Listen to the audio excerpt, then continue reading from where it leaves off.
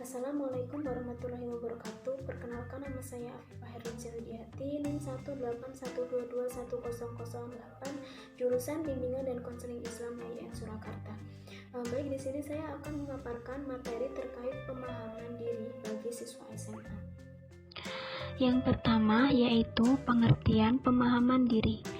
Menurut Hartono, pemahaman diri bagi siswa SMA adalah pengenalan secara mendalam atas potensi-potensi dirinya yang mencangkup ranah minat, abilitas, kepribadian, nilai, dan sikap.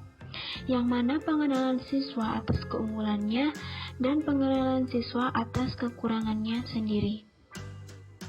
Nah, yang dimaksudkan adalah siswa supaya mengenal tentang potensinya, baik potensi fisik maupun potensi psikisnya, sehingga siswa memahami arah dan tujuan hidupnya atau cita-citanya. Nah, yang selanjutnya yaitu tujuan dari pemahaman diri.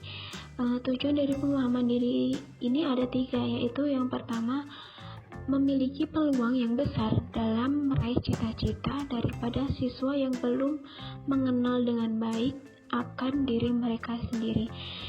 Maksudnya yaitu siswa yang sudah memahami dirinya itu akan lebih mudah dalam meraih cita-citanya, dalam mengembangkan dirinya daripada siswa yang belum mengenal akan dirinya sendiri. Yang kedua yaitu memiliki arah dan tujuan hidup yang realistis, di mana mereka memiliki cita-cita yang sesuai dengan potensi diri. Ketika seseorang atau siswa itu sudah memiliki tujuan hidup, maka dia akan menggali potensi dirinya sehingga dapat memudahkan dia dalam meraih apa yang ia inginkan. Kemudian yang ketiga yaitu dapat mengeksplorasi diri mereka sendiri yang termasuk minat, bakat, cita-cita, sehingga individu dapat merencanakan masa depan sesuai dengan potensi diri masing-masing. Kemudian yang selanjutnya yaitu gimana sih ciri-ciri siswa yang memahami dirinya. Di sini ada 3 poin, yaitu yang pertama, percaya diri.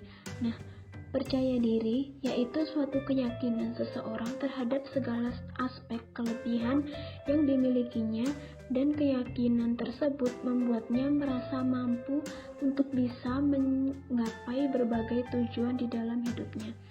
Adapun ciri-ciri siswa yang memiliki kepercayaan diri yaitu selalu bersikap tenang di dalam mengerjakan sesuatu. Kemudian siswa mempunyai potensi dan kemampuan yang memadai, dan siswa memiliki kecerdasan yang cukup. Selain itu, siswa juga mampu menyesuaikan diri dan berkomunikasi di berbagai situasi, dan siswa memiliki kemampuan bersosialisasi yang baik. Nah, yang kedua yaitu berpikir positif. Yang dimaksudkan yaitu siswa yang berpikir positif akan memiliki ciri-ciri yaitu melihat masalah sebagai tantangan. Kemudian siswa yang berpikir positif akan menikmati hidupnya. Kemudian memiliki pikiran yang terbuka untuk menerima saran dan ide, serta mensyukuri apa yang dimilikinya. Yang ketiga yaitu memiliki kebiasaan yang efektif. Seseorang yang memiliki kebiasaan yang efektif akan memiliki ciri yaitu menjadi seorang yang proaktif, kemudian merujuk pada tujuan akhirnya dan mendahulukan mana yang utama untuk dilakukan.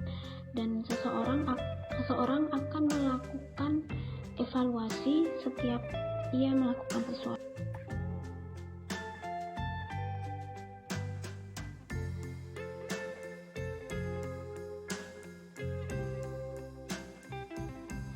Kemudian aspek-aspek dalam pemahaman diri itu terdapat 7 aspek, yaitu yang pertama aspek fisik, yaitu mencangkup seluruh anggota badan individu termasuk bagian-bagian. Artinya, individu harus mengenali dan memahami kondisi jasmaninya dengan segala potensinya. Nah, hal ini itu penting agar individu atau siswa mampu mengambil keputusan dengan tepat dan mampu menyikapi hidupnya dengan benar.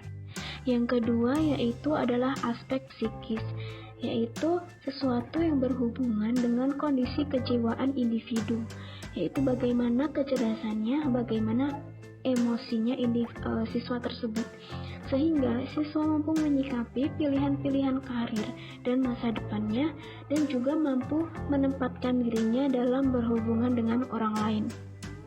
Nah, yang ketiga yaitu aspek minat. Nah, minat adalah rasa tertarik yang kuat terhadap objek tertentu. Hal ini penting untuk dipahami siswa, karena dengan adanya minat yang kuat terhadap objek pilihan, maka prestasi keberhasilan yang diharapkan mudah tercapai. Demikian pula sebaliknya, jika kurangnya minat yang kuat terhadap objek pilihannya, maka prestasi keberhasilan yang diharapkan tidak akan mudah tercapai. Nah, oleh karena itu, perlu penanaman minat terhadap diri individu terhadap berbagai objek positif, sehingga timbul rasa menyenangi dengan motivasi tinggi. Kemudian yang selanjutnya adalah aspek bakat. Bakat adalah kemampuan yang dibawa oleh seseorang sejak lahir dan bersifat menurun atau genetik.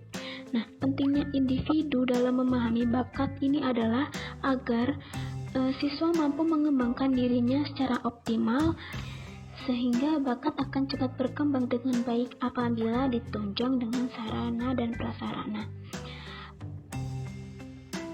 Yang kelima yaitu aspek cita-cita. Cita-cita adalah gambaran diri yang ada pada diri seseorang. Ada juga yang menyebut potret diri seseorang. Artinya apabila individu mengatakan dengan lisan, misalnya cita-cita saya ingin menjadi Polri, maka individu tersebut harus memahami apakah dirinya sudah memiliki potret diri menjadi Polri, atau apakah sudah tergambarkan kriterianya secara keseluruhan dalam diri siswa tersebut. Kemudian apakah syarat-syarat yang lain untuk menjadi Polri itu juga sudah terpenuhi. Nah, ini itu juga penting untuk dipahami siswa, sehingga ia benar-benar mampu dan dapat memilih karir sesuai dengan cita-citanya. Yang selanjutnya adalah aspek kebutuhan-kebutuhan pokok, yaitu kebutuhan-kebutuhan pokok seperti apa sih yang diinginkan siswa dalam menjalani hidupnya. Apakah individu atau siswa itu hanya membutuhkan makanan dan minuman saja untuk hidup? Apakah individu hanya menginginkan kebutuhan jasmani saja, atau memerlukan kebutuhan batin dan sebagainya, misalnya makan, minum, keamanan, dan kasih sayang, sosialisasi, dan sebagainya. Nah, oleh karena itu, individu perlu menentukan kebutuhan-kebutuhan pokok yang diinginkan dalam hidupnya. Nah, yang terakhir yaitu aspek gaya hidup. Maksudnya adalah gaya hidup yang diinginkan oleh masing-masing orang atau siswa itu berbeda-beda antara satu dengan yang lainnya. Nah, oleh karena itu, gaya hidup perlu dipahami dengan benar. Siswa hendaknya menyesuaikan dengan kemampuannya, sehingga dalam menyikapi hidup ini tidak diperbudak oleh hawa nafsunya. Keterampilannya, kerja keras, pengalaman, dan sebagainya akan mempermudah ia untuk memutuskan gaya hidup siswa. Sekian video dari saya. Wassalamualaikum warahmatullahi wabarakatuh.